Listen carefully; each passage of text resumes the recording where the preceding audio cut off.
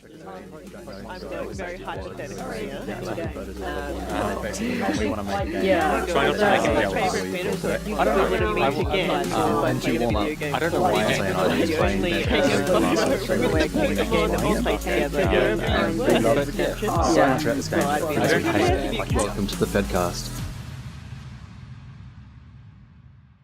Hello, I'm Dan Freeds. And I'm Jaymii Plays, and welcome to a very special episode of the FEDcast. This is the first episode in a series of episodes that we are dedicating to accessibility and diversity in games, the gaming industry, and community. We hope to bring you these episodes every third full-length episode. But Jaymii, what about a diversity and inclusiveness episode back in episode 3? Well, that episode focused on why diversity and inclusiveness is important, but these episodes are going to go deeper and look more specific people in our community and how we can better develop games and interact with each other in the community to make everyone feel included.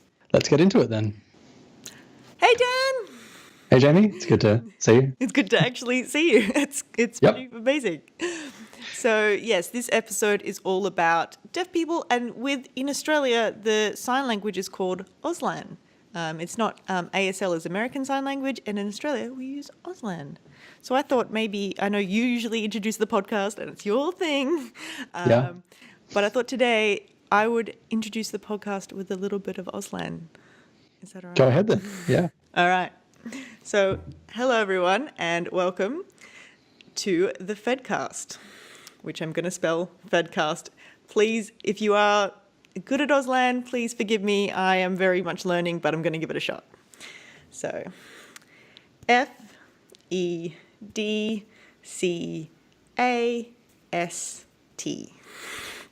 FEDcast. And my name is Jaymii, Jaymii, Plays. Jaymii Plays. And, Great. And so you'll have to, I would love to do the same, so you're going to have to teach me. I think I saw I am. Yep. I said that my name is. Name is. Yep. All right. D. Yep. A. Yep. I don't know N. Okay, so N, so like I did M, but N is just 2 fingers on your palm. 2. Yep. Okay. N. F, which we saw in for Fed, is this with the dominant hand on top. F. Yep. E. Oh, sorry, I first. I know it is for your name. Oh. I. I. E. E. Then back to D. D. Yep. And then Z. Z. Yeah. Very good. Great. Thank you very much. So, Dan, did you know that over 20% of the community of gamers have a disability? I didn't know that, but I do now. The major thing with disabilities is that it isn't about, it's about overcoming a barrier. So it's not going, the reason you are this is the problem, is the fact that your medical condition is a barrier between your medical condition and the aspects of the game. And it's very simple to overcome those. There's a lot of great resources out there for new devs that want to learn how they can make their games more accessible, and we'll put those all in the description and whatnot. But let's just talk about some of the general stuff about things that people who are deaf need to overcome. Can you think of anything? Well, I'd imagine people who are deaf would encounter barriers when playing games that are going to make it hard for them to play the game in general. Like, I'd imagine if you were deaf, you would have trouble locating where bullets are coming from in a shooter. Yeah, so there's a lot of things like people automatically obviously talk about subtitles and dialogue, and that is a huge thing, and it's a big part, and you'll see in the interviews with people who've got coming up, they all mention subtitles and how important it is not just to include them, but do them right. But you're very right, there's other things like having audio cues that aren't necessarily put into captions, things like a zombie moaning off in the distance behind you. And if that's the first time you know of a zombie, so there's a player, and that's what you react to, if you're deaf, you might not be able to hear that zombie. And if it's not included in the captions or in some other way in your screen, they don't know it's there. So, very good. Now, it's all very good for us to keep discussing this, but we're not really experts. So we've done a series of interviews with a bunch of people, and the first one is with Peter, who is a deaf member of the gaming community, but specifically our gaming community. He's a member of the Federators, and Peter was very gracious to spare some of his time to answer some of our questions. So here's Peter. Hello, Peter. Thank you very much for joining me today. I just want to ask you a few questions on what it's like from your perspective as a deaf gamer in the gaming community. So to start off, are there any features or mechanics that you've come across in games that have made games more or less accessible to you?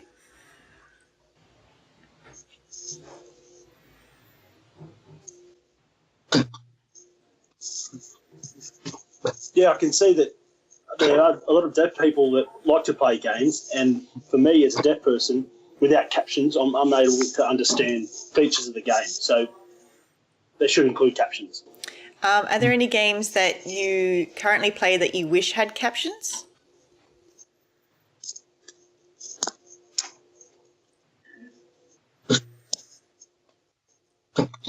Yeah, there's some games like WWOO, World of War. Yep. And so there's often times where there isn't subtitles. And a lot of games with VR that use the VR system, I've often been excited to get involved with them, but they're always, the instructions and the type of movement that's required is always audio files, and so I'm unable to play those. That's a shame. So as independent developers who are starting, one of the simplest things they can do would be to add captions.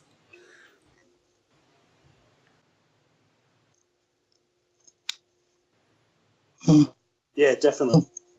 And hopefully in the future that's something that they consider and that they can work out, and that would then mean it would be perfect. At the moment, virtual reality stuff is quite new, and I understand that they're still working on things like that.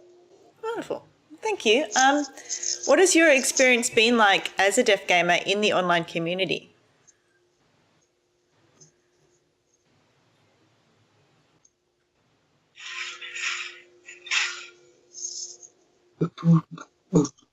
When I first joined the online community through a PC, everyone would forget that I would actually need an audio device, and I would actually just follow games and teach myself based on what was on the screen. So things like having lives left and all the information, I was only getting what was on the screen. So that was something that I started with. And if you don't mind me asking, how can us who aren't deaf better interact with deaf gamers while in the online community?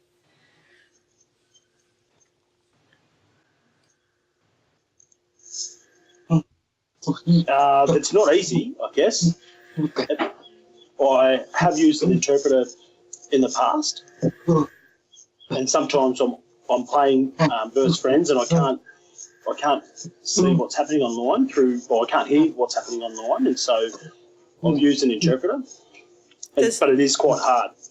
Does text chat help?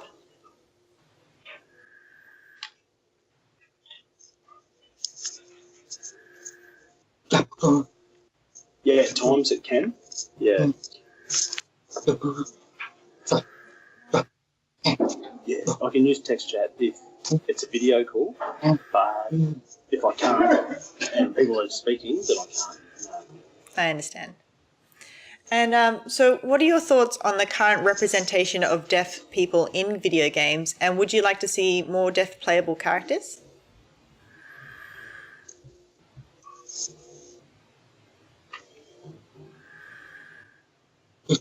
Yeah, it would be great to see that in the future for game competitions, to have that maybe an esports game could include a deaf person, or some sort of organisation that could include that. Yeah, I would be very supportive of someone who could include those things. That'd be awesome. And would you like to see within games themselves characters that you can play that are deaf?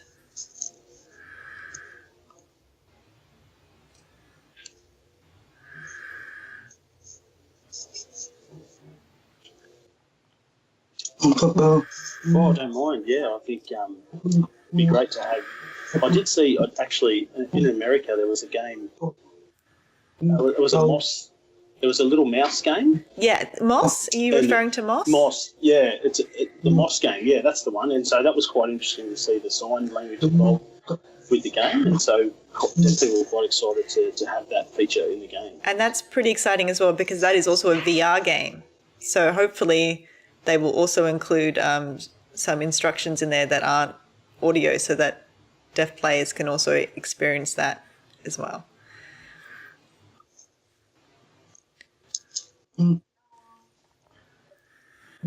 Yeah, exactly. And so I think there's big interest and a great need in the community to have that involved in the game. It would create a lot of excitement for deaf people.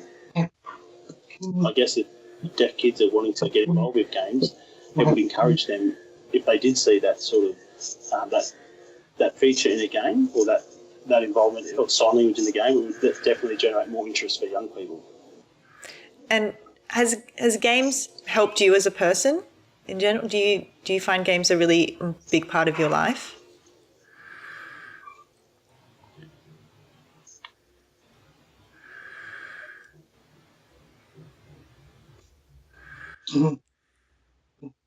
It's helped me understand in terms of reading things and literacy. I do enjoy games in general, and I grew up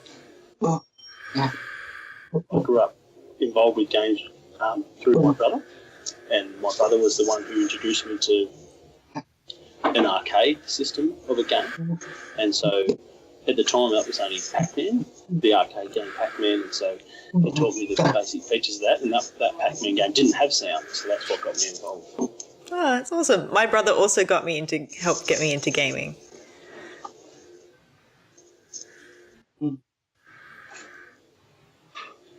Oh, nice. So what are your favourite games? Well, my favourites would be video games would be, here's an example. BioShock Infinite, very good. BioShock. Great graphics, beautiful graphics and layout, very smooth playing and much better than the old days of gameplay, so great. Other examples I could show that I generally enjoy. Fallout, yep. And I also like to play long. Yep, Assassin's Creed. Yeah, long play games. So generally, are you a big fan of the story-based games, but with a bit of action? Yeah, definitely. And any sort of long game that makes it a little bit busy and keeps me focused. If I play those shorter games, I find that you don't get value for money, and it's quite can be quite expensive just to play short versions of games. No, I definitely agree. It's always good when you can sink your teeth into a big campaign.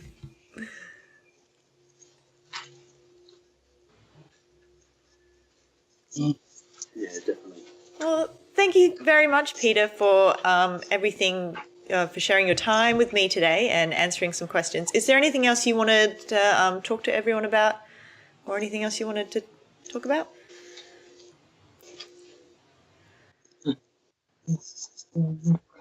So I'd always like to let people know in the community that don't have deafness that they always should think about if they ever meet deaf people in the community at competitions or getting involved, that they might use a pen and paper or instant chats or using their phone to try and communicate, because often there's a communication issue through no fault of anyone's, but it's just a strategy. A lot of people just get nervous about how to communicate with deaf people and just anybody really.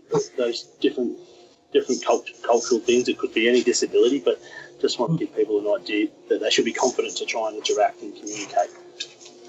Oh, thank you very much. I agree. I think that generally, we as gamers, we find that we often are very socially have social anxiety, and so that it can be hard enough talking to each other, and that games kind of help create that bond to let us communicate. But sometimes we have to remember that for some of us, we have to go that step further and just to be brave. And I'm very thankful that you've taken your time to reach out to me today, because I know I'm very scared of video calls as it is. So I appreciate it when people in the community do take their time to talk to me about this.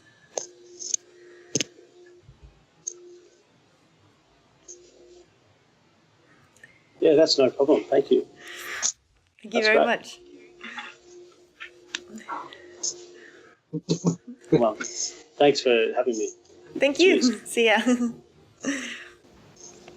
And so you can check out Peter's YouTube channel. We'll put a link in the description below or above to the side, or it is in podcast land. Wherever it is. One of the things I thought was really interesting with Peter's interview was he mentioned VR quite a lot. Something I didn't consider. What do you think about it?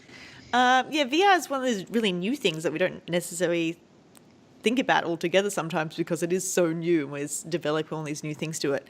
And yeah, I thought it was really interesting as well. So I thought I would contact the developers of Moss, Polyarc Games, and find out more about Quill and VR and what they were going to do to make it accessible. So we sent them some emails, and these are the questions we asked them. So what I'll do is I'll read your question. You can read the response. Is Quill a deaf mouse or just knows how to sign? So Quill is not deaf. She uses pantomime gestures to help communicate, and some of those gestures are authentic American Sign Language. Brilliant. So will Moss have subtitles or closed captions? And if so, how will they be formatted? Will there be caption options such as letterboxing? So they say they will have options for captions. As for how they will be formatted, they're still working on that. Will Moss feature any non-verbal cues to assist deaf players better understand information/instructions in the game? So they're still testing out the game to see, to try and make it more accessible for everyone, but it's definitely something they are taking to heart. It's so good to see that there are developers taking this seriously, taking accessibility seriously. Yeah, I agree. It'd be very interesting to see how the end product goes, and fingers crossed, they do it really well. So it'd be one to watch. Yeah. Speaking of which, you had a chat to a odd gamer girl. Why don't you have a chat about that? So yeah, one deaf gamer is giving feedback and support to the community by reviewing games based on their accessibility. So it's reviews that aren't how good the game was or the design features. It's more about how accessible the game is. And so that's kind of giving back. Her name is One Odd Gamer Girl, or Susan, and she was a bit camera shy. So I'm going to need you to help me out again, Dan, as we had a interview via text. So can you read out the questions and I'll read out Susan's answers? Absolutely can. Great. So, how do you approach reviewing a game? My process for reviewing is pretty simple. Since it's not content or game quality based, I'll start a game and play enough of it so I get a good feel for the accessibility features, usually an hour or so, and while playing I make a note of all the things that are particularly hard for me. Then my hearing partner Courtney plays through the exact same section with my notes and makes sure to see if the areas I had trouble with were due to inaccessibility, like bad or non-existent captioning or lack of visual cues. Then I play through the same section one more time with her serving as my interpreter for anything that's inaccessible to see if it becomes a better or easier experience with her filling the role of the missing accessibility features. Brilliant. What are key features in a game that make it accessible to deaf players? The most important features for me are legible subtitles and captioning. Ideally, size can be scaled, the colour can be changed, and they're on black or darkened background. Visual cues for uncaptioned sounds are also quite helpful. How accessible are games in general at the moment? Is there a genre of games that's genuinely more accessible than others? It really depends on the developer and the type of game. Indie devs seem to put more effort into accessibility and do it better, and RPGs, in my experience, tend to have the best accessibility because often, at times, there's a lot of dialogue, either spoken or presented as text. That's necessary to the story, so they're more likely to put more effort into doing captioning well. What are the most common simple things that devs do to make a game less accessible? They seem to put out games without testing for accessibility whatsoever. A simple playthrough by them with the sound off would reveal so much to them, or even better, they could hire deaf players as QA testers, because who knows what's better what we need than us? What has your experience been like as a deaf gamer in the online community? In terms of social media, it's been great. I've been connected with a very strong and vocal community that works for a better accessibility of all kinds, and that's always nice to see. And our allies are amazing and helpful as well. In games, it hasn't been so great. So far, I've been pretty much unable to enjoy MMOs as anything but a solo player because so often voice chat is the go-to communication method for groups. So what are some of your favourite games? God, I have so many favourites to count. My top ones that I return to numerous times, though, are BioWare games. I love the stories and the characters. I also really love the autonomy of games like Skyrim and Fallout. Getting to explore a huge world, how often I want, is a lot of fun. Thanks very much, Susan, for that. If you haven't checked her out, go to her blog, which is oneoddgamergirl.net. It's actually really, really cool. I checked it out about 3 months ago when we were first talking about doing this episode. It's really, really worth looking at. She does have a Patreon link through that One Odd Gamer Girl, so please go and support her if you appreciate her doing these accessibility reviews and you want to help her out and keep her going. Obviously, all this will be in the description below or to the sides or above. Or, yeah, I'll put it on the screen. If you're watching the video version, which I hope you are, please consider watching the video version. We got dressed up and everything. Did we? I mean, you are looking pretty good. It's like black is classic. It's maroon. Can't see though. I even did my hair. I even got dressed. I really appreciate that you got dressed. I figured the viewers didn't want to see that. So now what's important is that one of the things Susan mentioned was indie games versus AAA games, which I thought was really interesting. Yeah, I mean, I've heard of in the past having this. Where did I hear this? I heard this on Reddit. A particular developer was making a game, and one of their players contacted them and said, "I'm colorblind. I can't actually play this game." And they, within a day, made a colorblind patch for it, just for that one player. That's amazing. So it's so cool. And that was an indie developer. So it's cool to see that they are so committed to doing that. Yeah, so now it's just a matter of it's a shame because AAA developers have so much money. You would think they would be able to put a little bit of extra money towards accessibility and testing that. Indie games definitely have the personal touch. Yes, so keep doing it, indie devs. Keep going strong and show those AAA gamers the way to go. So we'd also got, we've talked about things from a community member and we've talked about things from someone who reviews games. But one of the things we don't also necessarily think of is deaf streamers. So we contacted Deaf Games TV, Phoenix, who is a deaf streamer, and got to have a lovely chat with him. So let's go to that. Enjoy. So hello, everyone, and welcome. I'm currently interviewing Phoenix. Hi. And we are also being wonderfully interpreted by Lori. Would you like to introduce yourself, Phoenix? Sure. My name is actually Chris. I go by Phoenix, Chris Robinson. And I am from Deaf Gamers TV channel, and this is located on Twitch. So, really, I'm happy to be here to be interviewed by you, Jaymii. It's great. Thank you. Lori, did you want to introduce yourself as well? I'm Lori Whynot. I'm an interpreter here, interpreting for you guys. It's great. Thank you very much both for giving us your time. Let's just get straight into some questions. All right. All right. So, Phoenix, what has your experience been like as a deaf gamer in the online community in general?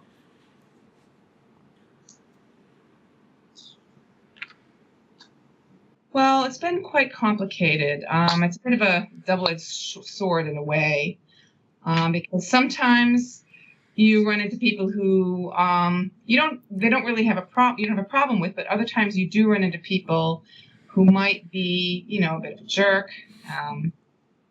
For example, if you want to play a game, particularly with a team, they sometimes they might ask you to put a mic on. And as a deaf person, I'm not using a mic. So that can be a bit of a big problem. And I often find myself hoping and praying that I'll be able to work with somebody who wants to team with me, who doesn't mind not using a mic. But it can be hard sometimes. It can be a difficult thing. Yeah, I understand. Like the community's got a way to go. So specifically with your streaming. Yeah, you're right. You're right.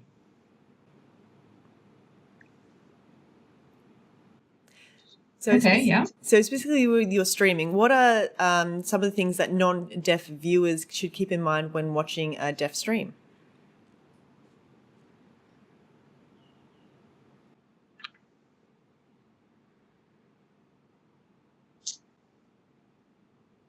Well, most of the time when they come into a deaf stream, they might be confused about not hearing any sound. They may be thinking that something must be wrong.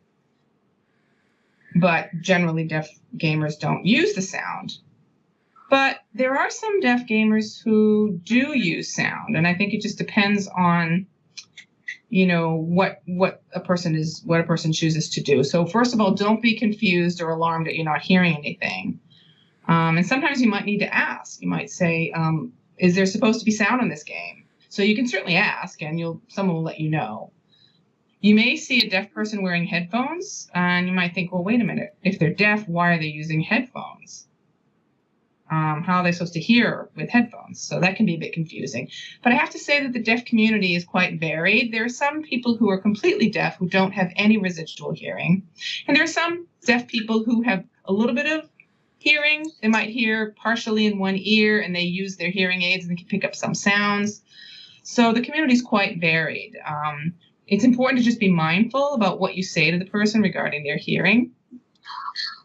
For example, if you see a deaf person, a deaf gamer who's got earphones on or headphones on, think twice about what you ask, because you may be, it's like asking a blind person, so why do you wear contact lenses? So it's a bit of a level of sensitivity that you need to have with asking about a person's status and how much they can hear or not.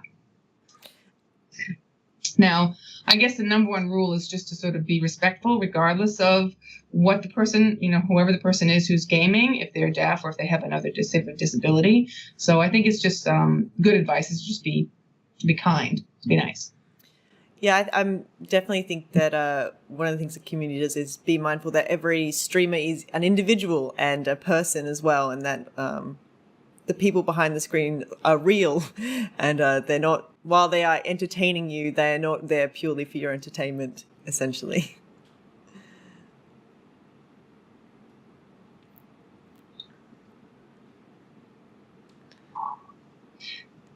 Right. I always feel appreciative of people who might want to use the chat box, because that's how I'm able to actually communicate with other people who are in the audience, who are participating and watching the stream. So, and I enjoy that. I mean, that's really the one way that deaf gamers do communicate with the audience. I love the Twitch chat as well. I think one of the things that's particularly great when I was watching your stream was that the use of being able to use the Twitch bots to help communicate. So you, as a deaf gamer, don't have to constantly remind people that you're deaf or how to best interact with each other in the chat. So I found that really helpful. And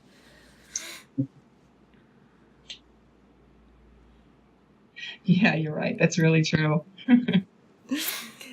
So when I was also watching your live stream, I noticed you were using the hashtag project No Voice Zone. Can you tell us more a bit about that?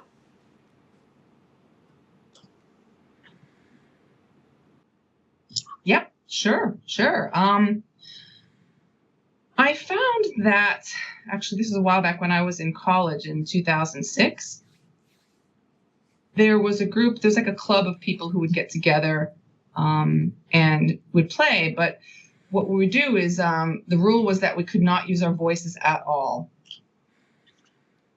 And what it did was it forced us to learn how to communicate in a way that was visual, either by writing, by signing, by using a phone to text on. So we had to try to find other ways to communicate other than the spoken voice. I mean, and that's actually a very helpful skill to have, because we often find ourselves in settings where there's a lot of background noise and sound. And so to be able to communicate visually without using a voice is actually a really good thing. And it's surprising. There are lots of different ways that you can actually communicate without using your voice. And I think people who come to my stream are often asking, so how do you communicate without a voice? And I say, well, hey, we've got chat box here. We can type back and forth. And so I can see what you want to say and you can see what I want to say. And I like the idea of this no voice zone. So that's where that comes from.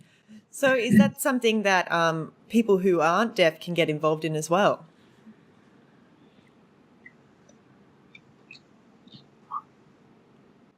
Right, exactly. Anybody, you could even have animals if you wanted, right? Animals don't have, but hearing people, deaf people, it's amazing. People can, use their hands for a variety of types of gestures. Even infants, babies can learn how to use very basic gestures at an extremely young age to gesture what they might want, like to have a drink or to eat something. So visual communication is pretty amazing and accessible to all. It really is. I work in theatre, and so backstage when we have to be very quiet and you need to explain to an actor across the room what you need them to do, I think it's a skill that I need to practice as well.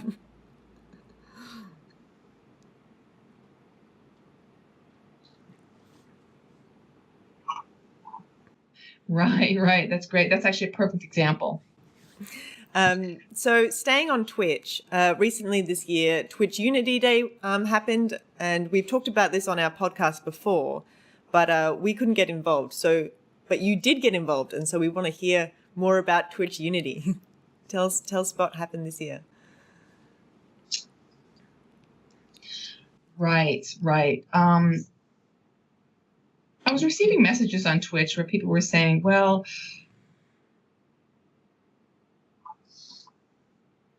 they wanted to have that. They had a secret they wanted to share with me. They wanted to have this special day.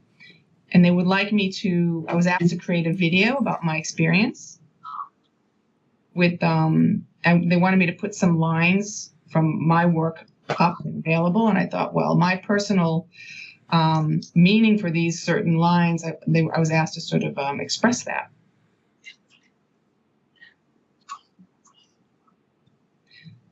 And I think by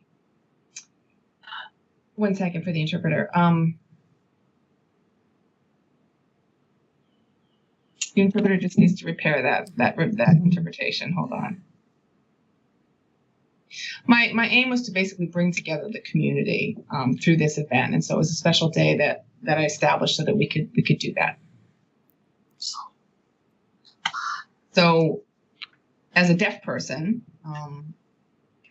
I didn't want people to feel like they had to be careful in terms of how they could interact with me, and they learned something about how to actually interact with any deaf person. So I think it was a good opportunity to show what my experience was and how people who weren't deaf could actually approach a deaf person, and how we could, feel quite good about getting to know each other better and understand that there are different ways that different people communicate. For example, deaf people communicate through writing and through signing, and it doesn't have to be a struggle. So it was really amazing. It was a really great event. And can you just briefly... I could say I was just really happy to be part of that and to make that happen. That's wonderful. Can you explain to me how what you were streaming differs from what you normally stream? Say that again? Can you explain what you were streaming compared to what you would normally stream? On that day, you mean?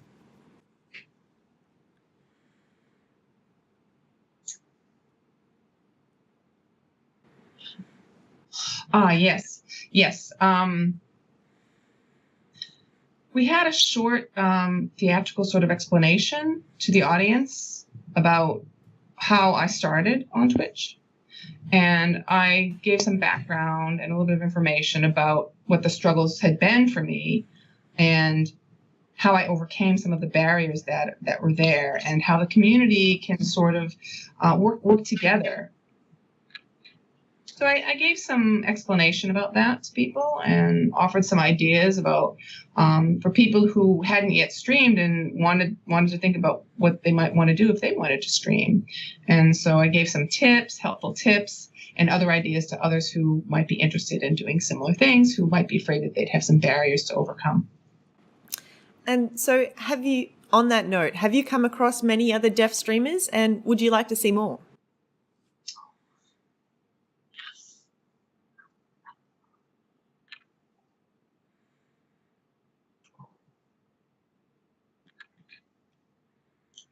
Oh, yes, definitely. First of all, I've seen many. I've actually met with, about 3 years ago, I think it was. I started small. There were just a few people, but then after a while, people would start to self-identify that they were deaf as well. And they said, oh, I've been watching your stream. And then I would find that there were more and more people coming to my channel, and as well as not just deaf people, but people who could hear as well. And so some people would ask me questions about becoming a streamer. And I was really happy they took the opportunity to ask that, because I was happy to answer those questions. And so, yeah, I would really love to see, to your second question, I really love to see more deaf streamers out there, because there are deaf and hard of hearing teams on Twitch as well. And I think that would be great to see more of that happening and get more people on board to stream. We'd like to see more and more people join us. And I think it would be helpful to have other deaf people as well as people who are hard of hearing. And we can just all get together and have fun and play. And I think it'd be great for the audience. You know, honestly, I'm really happy to see that this has been happening over the past couple of years. At first, I thought, I'm not really sure how big this is going to go. But after some time, I've seen quite a few more people and showing up. And I think things look really positive for it to continue to grow. So I'm really happy about that. That's excellent that it's so positive. Do you find that using tagging yourself as part of those groups really helps and helps build that community?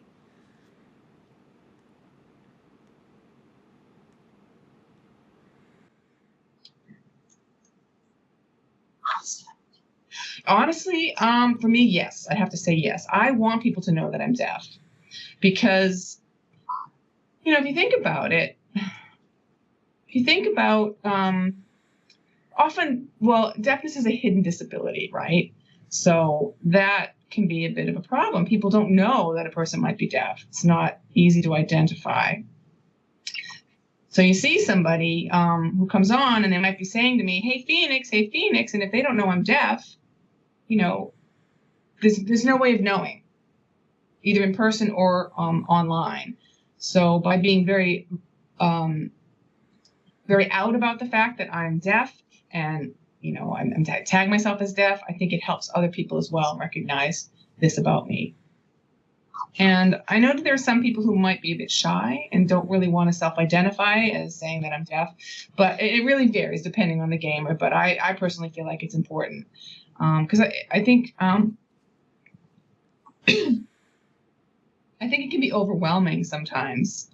Maybe some people are afraid to say I'm deaf, and then that might bring on a little bit more attention than they want to have to respond to or answer questions. So it's an individual choice, I believe, but I'm happy to be clear about who I am and my identity. So I think it helps people as well to help people understand me, helps them to understand me, and then for me to also be able to communicate with them better. It's great that you're so confident and able to be so open about this. Recently, Yeah, thanks. Recently, you were even able to speak at a panel in Chicago, I believe, for Global Accessibility Awareness Day on May 18. Are you able to tell us more about that? Yes, I can. This was a group in Chicago called A11Y or Ally Chai, A11 Chai. A11YCHI is the name of the group. And there's a bunch of deaf people who are interested in inclusive gaming. And so they wanted to try to promote this idea of inclusive gaming, inclusivity to technology, and include diversity within sort of the gaming community. And the event was great. You know, it was fantastic. It got more people who were interested in being involved, and talked about accessibility in technology such as not only gaming, but well, for example, the use of captions and how important captions are in a lot of these technologies.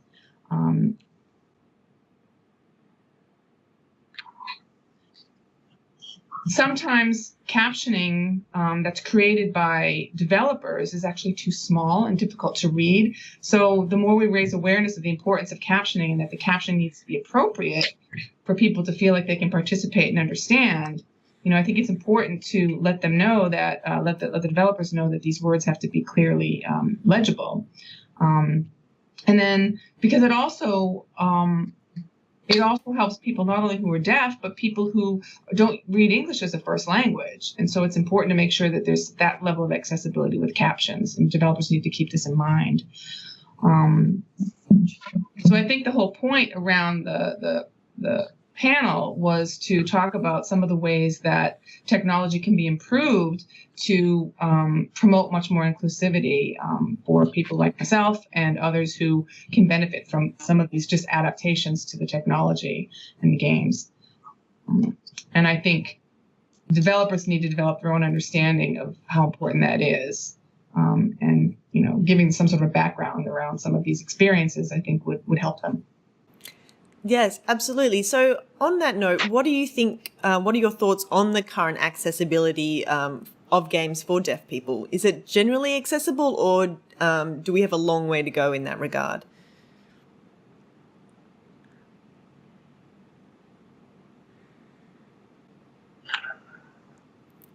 Just from your opinion and your experience. Well, yeah, to be honest, we do see huge changes in developments with technology, right? But at the same time, I think that some of the uses of technology that are more that can be more inclusive to people is not growing as fast as technology is growing. I think it's about having deaf people give feedback and have them involved in some part of the process of that development.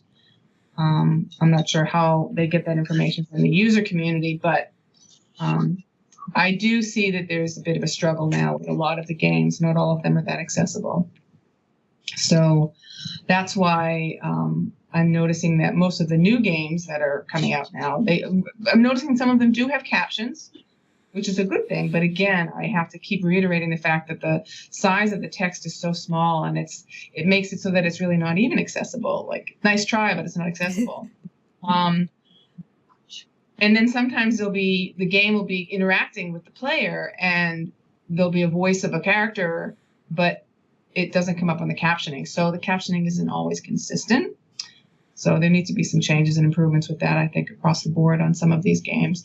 But hopefully we, you know, as a group of deaf gamers, those of us who are involved will keep supporting each other and share our thoughts and ideas, and maybe try to, you know, give some feedback to the people who are developing these games and say, you know, please could you make these fixes, because they're really important to us and to your user community, because it's really important for their product. You know, we're using their products, and so they need to know that in their development and change that they make. And so I'm actually going to give you a spoiler alert. But, you know, developers, Mr. and Ms. Developers, we are actually paying for your games. So it'd be great if you could keep us in mind. Thanks. I think that's very true. Yeah. So Phoenix, we talk about subtitles a lot for game accessibility, but are there any other features or things that we can bring out to help immerse deaf gamers in games further?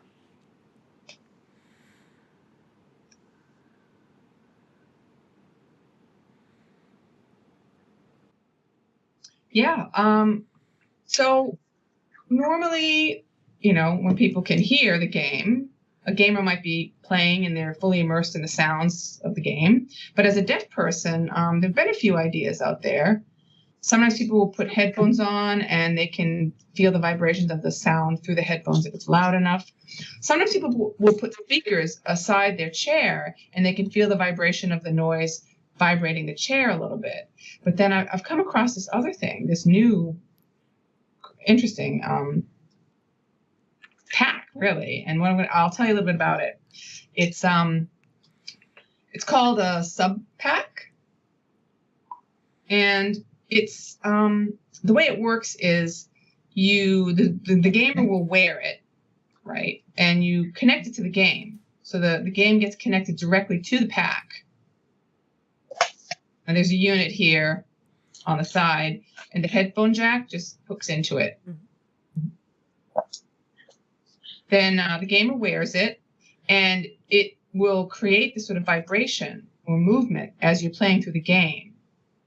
Like you might get, like Destiny 2, for example. You might be playing a game like Destiny. You're in the middle of the game, and you come across these characters and something will be happening behind you, and there'll be some sort of vibration or some movement of the sound, and it'll move the pack in a way that the gamer can actually feel that something's going on, and it will almost like alert you to the experience of the game. So it hooks on like this, and the pack attaches to the backpack here, and you just might be shuffling through a scene, and I think it's great because I think this is going to become very popular for other people who can actually use it.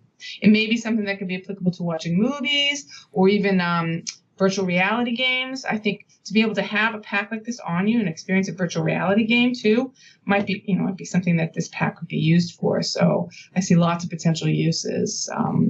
It'll be really nice to find these types of replacements for a deaf gamer to have the full experience or a fuller experience of the game, despite not being able to hear the game. So yeah, this pack is great. Also, the vest is tight, like it fits on you, but there's also this other thing that I want to show you. There's this one. Oh. And you might be thinking, well, what's that? Well, look at what we've got here. Look at What this. is that? You might be thinking, yeah, what is that? Well, let me show you. You put this right here on your chair, and then you get this vibration and sensation as you're playing the game, and it comes up through your back. I mean, you just imagine. So you also have the pack on, the vest, and then you have this unit that's on the back of the chair. Just imagine. One good thing is that actually you can wear the vest externally outside, but if you're home and you're sitting in your chair and you're gaming and you don't want to wear the vest, this is another unit that you could use, and it creates a very similar effect.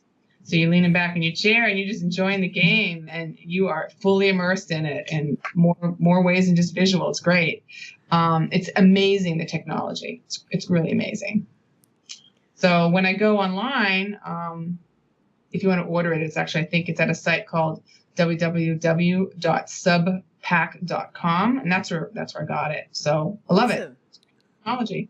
Thank you for sharing that with us. On a side note, I'm really jealous of your chair.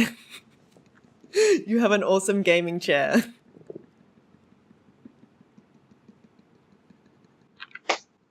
Yeah, you're right. I waited a really long time for this to go on sale. And when it did, I picked that up real quick. I got a good price on it. I was watching it for quite some time, and once I got it, the first day I sat in the chair and played, I literally sat in and I thought, oh man, I don't think I'm going to ever get out of this chair. So I sit in it to watch TV. I sit in it to game. I think, wow, this is just great. Yeah, it's fabulous. It's really comfortable.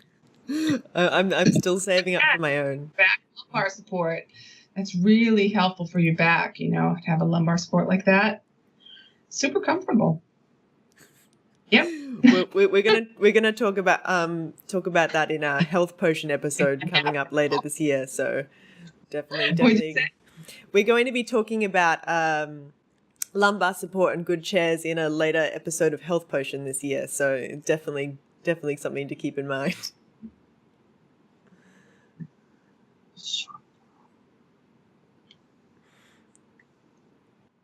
Yeah, you're right. It's good. Chris, is there anything else Phoenix, is there anything else you wanted to talk about? No, I think I've showed you some interesting things here. Right. You might have seen my tweet about TwitchCon. There's going to be a panel there in TwitchCon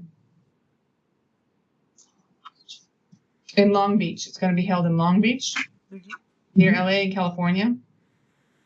So that tweet I sent out, and me and several friends are going to be manning a panel, and we'll be talking about how streaming, how it works when you're streaming and you've got people with disabilities who are enjoying the stream.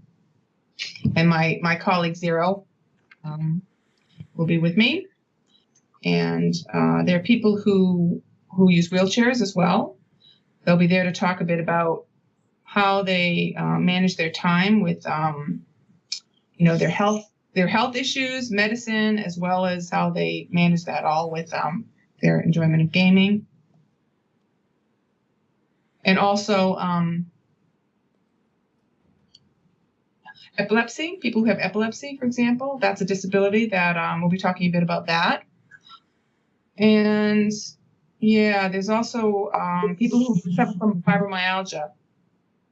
People who have that nerve disorder called fibromyalgia, I guess it's called fibromyalgia. And we're going to be talking a bit about how different types of disabilities, how that sort of works for someone who might be a gamer, and how that would work for them. That's awesome. I'll put a link to TwitchCon in the description below. Hopefully anyone who is able to make it to LA can make it there. That'd be excellent. And hopefully one day TwitchCon will come to Australia. Fingers crossed. We just had VidCon, so maybe TwitchCon will come here too.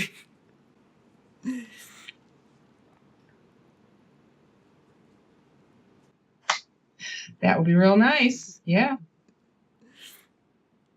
Yeah, I'd actually love to go. I've been wanting to get to, I wanted to get to PAX, but I didn't make it. So I've never been to PAX. If it makes you...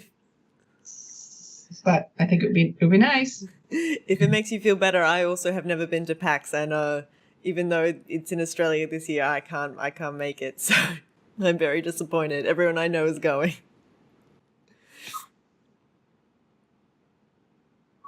Oh yeah, I know. Hopefully I can go. Maybe next year, right? Maybe next year. Next year.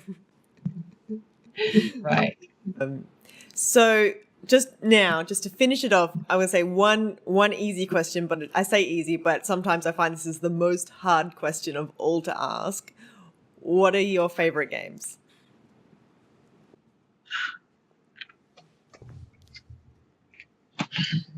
This. Amazing. I just love fighting games. Sorry, I just love the fighting games. Guilty Gear XRD. I love it. Street Fighter, Guilty Gear XRD. I love it. King of Fighters. The competition is like, sometimes I feel like I gain this sense of confidence just by playing the game. It's fantastic. It's really fun. So those are some of my favorite games. And there are several others. I would say Kingdom Hearts, the Kingdom Hearts series. And the reason I love that series is because when I was younger, I kind of went through a hard time, and I found that I wouldn't call myself a really social person back then. And so the game, by playing Kingdom Hearts, really started to help me understand what it meant to have friends and to be a friend. So that impacted me. And I learned a lot about myself by just even playing that game. And I just thought it was beautiful. It was just beautiful. So yeah, I have a special spot in my heart for that game. And I think everybody should actually try that game as well. It's quite fun. I recommend it. I mean, and it's interesting. You might shed a few tears while you're playing. It's good. It's really great when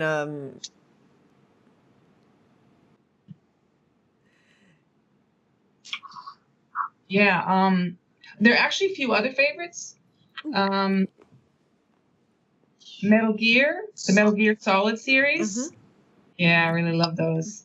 And they're kind of like spy games. I enjoy that type of game. That's a lot of fun. And I think it's a cool game. Another game that I really like is called the Yakuza series. I like that game a lot. Another one, I think it's really cool because they're kind of like there's a dark story. So, but, I mean, I've got tons of games that I really like, but these are just to name a few of my favorites. Well, thank you. I know that's not an easy question. I always have trouble answering that question because games can be so impactful in our lives in so many ways. As you say, it can either make you feel powerful or you can really be heartwarming. So I just love hearing everyone's stories.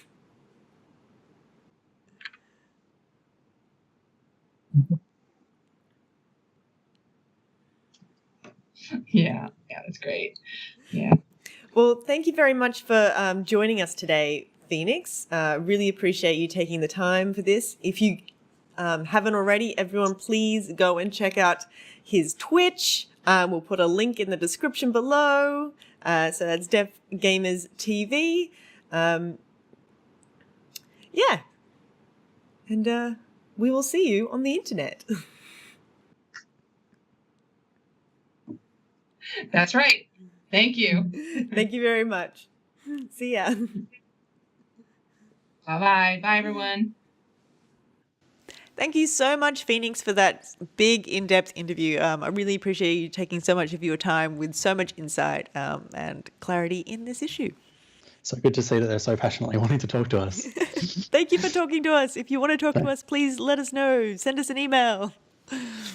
So, Jaymii, you and I sat down with Karl, who has a unique disability. He's deaf in one ear, so it'd be good to hear what he has to say about this. Let's throw the Karl. And today we are joined by Karl. Hello, Karl. Thanks for joining us. Hello. Hi. Thanks for having me. No problem. So, Karl, if you don't mind, we're just going to jump straight into some questions because we're just eager.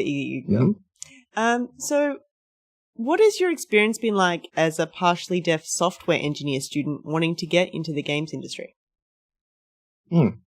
It's been pretty good so far. Luckily, my partial deafness has not been too much of an obstacle in my studies. I was even offered when I started to have like a special earpiece, and the teacher would have a microphone. Oh wow! It's not the first time I've been offered that at the school, but I kind of turned that down because typically I'm fine, right? Unless it's a really big room and I'm at the back, I'm usually fine. So, but that's the kind of things that people can offer you to aid you. So that's nice. That is good. Yeah, so it's good to know that they would provide something like that. So how far along are you in your studies? I just started my 4th year out of 5. Oh wow! So Yeah. yeah. Done then. Yeah, so it's getting pretty exciting now. Like the first 2 years are basically just math, and then you kind of get into more and more programming, and it's really fun. So you're working on any projects at the moment? Currently, not much aside from just school assignments like artificial intelligence and performance optimization. But I do typically try to have some kind of project going on just to like practice and just try out fun things. So not much, just a bit of AI, just a bit of this. Yeah, Casual. Just some machine learning. That's nothing. Yeah. But we did have earlier this year. We did have a what we call the small game project, and then we are like 6 people per team, and we get like 8 weeks to make a game from scratch. Oh wow! And the teachers act as the like customers who come and check on us, and we try to ask them questions to figure out what it is they want out of their product. And it's really fun. We made like a racing game in a little tube. So there's no up and down. You just go around this tube and forward. Nice. Yeah, it was really exciting, and it was especially fun to see people play it. And next year we're gonna have the big game project, which is like we're gonna be 12 people working like 3 to 4 months on one game, and it's just gonna be Jesus. Whew. I'm really excited. And so, what do you hope to do post your study? What was it? What do you hope to do once your study is complete? Oh, well, let's see. In the final year, we're gonna be going to different to some studio for like practical stuff, and the typical outcome of that is that you might get employed by them afterwards. Mm-hmm. So I'm kind of like thinking like, okay, which studio do I want to aim at? Because luckily in Sweden we have some good choices. You know, we have Massive and we have DICE, and we have Paradox in the north. Spoiled for choice. Yeah, so it's really gonna have to pick wisely. You know? But my hope is that I maybe end up at, I don't know, Massive. There's a new studio in Stockholm as well, I think, which is also owned by Ubisoft. So there might be a chance, like considering they're looking for hundreds of employees, that I might get in there, but we'll see. Our fingers are crossed for you. Yeah, that's great to hear over here in Australia. I'm pretty sure we only hear stories of small game studios closing down, so good to know that it's good over there. I know, we're like, look, we made a mobile game. And it's like, you know, that's kind of all we've got at the moment right now. Sorry, go on. Were you also wondering like what I will do as like a profession? Because I'm currently probably going to be aiming at doing rendering stuff, like the rendering engine. So I better learn OpenGL and DirectX and Vulkan and keep myself up to date on those things. That can easily get pretty complicated. Yeah, but I think it's fun. I mean, you get to make the games look pretty, basically. So I really appreciate a pretty good looking game. So I'm excited. I'm excited that people like you exist who happy to nut that all out for us. Who might have that. And it's even better if the game looks good and runs well. So that's true. So now another thing is that we talk a lot about subtitles in assisting deaf people, but deafness is a spectrum, and for people like yourself, you have a unique barrier, and that's stereo. So do you want to explain more about that? Oh, absolutely. Stereo is such a big problem. It's like subtitles help a lot. But so the big problem is that in most games, stereo is incredibly over-exaggerated as far as I know. Mm-hmm. It's like if someone is just slightly to the left of you, it's like most of the audio is in the left speaker. So in games such as Half-Life 2, where you have NPCs standing around in like doing things and you can walk around, I kind of have to place myself in a way that they are always kind of to the right, or the character that is speaking is currently kind of to the right of me. And that is a big problem, because in some cutscenes, the character might be walking in a tight corridor and you're supposed to be walking on the right. So I have to walk backwards, just to make sure that I hear them. Mm-hmm. So subtitles help a lot, because then at least if I miss something, I can read it. And this happens a lot in things like Skyrim, where you might have similar types of cutscenes, or just most games, really. First-person experiences the most, I think. So would having like a slider that can change from stereo to mono really help with that sort of thing? Yes. You don't know how much I wish most games had like just like a button or anything just to switch on mono. And I've told my friends about this. I've told them like, oh, I wish I could switch to mono because it's a problem. And like everyone is shocked that it's like not an option. And especially in the operating system, you would think that maybe some driver would have a switch. But every time I go look, I'm surprised that there is none. You know? You're almost more likely to see a like surround sound option than a mono option, even though it's pretty easy to implement. Yeah, exactly. That's what surprises me most. It's like surround sound is way more complicated than mono, and yet there's no option.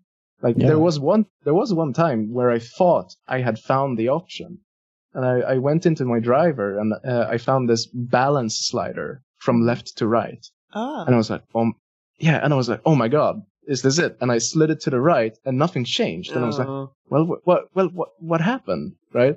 And it turns out it only muted my left speaker, which was already useless. So I was kind of disappointed. Oh, that was going to be a question I was going to ask. Is there any games who've done it right that you know of that you can provide as examples?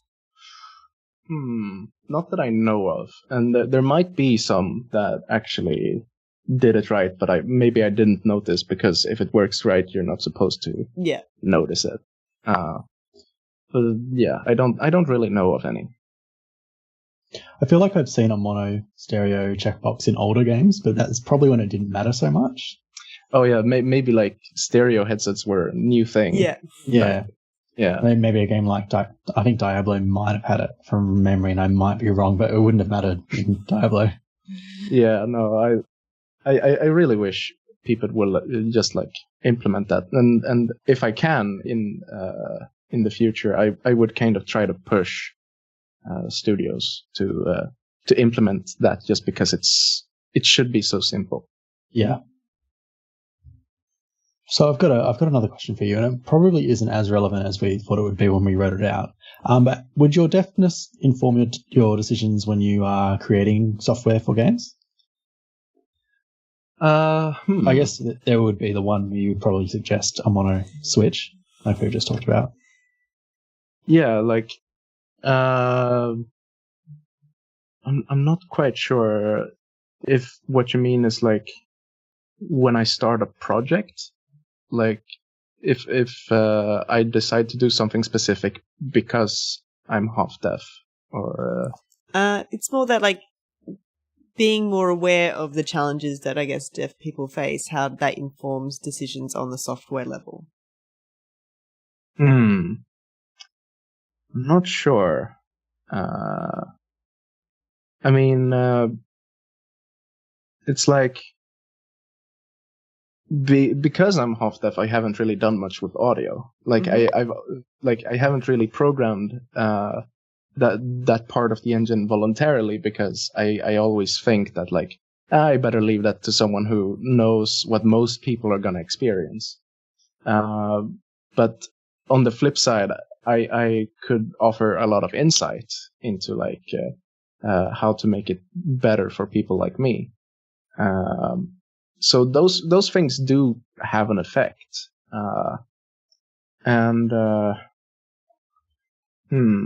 What was the other thing I was thinking about?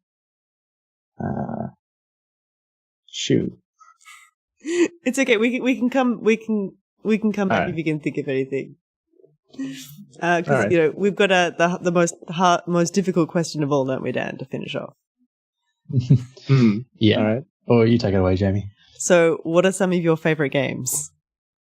Oh, despite them being like some of the worst offenders, I would have to say Half-Life 2 and like Portal and Portal 2 and Oblivion, because those games kind of sparked my interest. Like I've always been interested in games. I've always played games. But it was when I played Oblivion that I kind of realized that, oh, people make these things. These are things that people craft in big studios, and I became really interested in the aspect of making a game like that. And then I got the orange box, which contained Half-Life 2 and Episode 1 and 2 and Portal. And I played Portal first because I love puzzle games, and I was blown away by the game mechanic, which I had never seen before. Oh, it's such a great game. Yeah. And it's so tightly designed, all of it. And so I just kind of thought that, like, well, Portal is now the best game I've ever played. There's no way that Half-Life 2 can live up to that expectation. And then I was surprised again. It's all such a great experience. And I really wish for more games like that. And there is a benefit to the whole open cutscene, like where you have control over the character. And that is that I can place myself in a position where I can hear them. In a lot of games where it's just they put you in a place and you have to listen to what people say, well, I'm kind of stuck, right? Like, I will have to do this to hear what they're saying. It just doesn't really work. Yeah. But I love those games. Like, they gave me a development kit that I could make my own stuff with, and when I realized that I can make levels, I can make textures, I can kind of make models, I kind of realized that, well, if I want to make something of my own, I need to learn programming, and so I got into that. And now I'm here studying it. And that's just, it's all thanks to those games, I think. I think it's always beautiful to hear people's stories of how they got into their passion and just the fact that how it feeds you from all different levels. And yeah, it's really, really, really excited for you. Oh, thanks. I hope one day that I can be part of a game that inspires someone else. That's really the goal, I think. It's beautiful. Well, thank you. Has anyone got anything they'd like to say before we wrap up?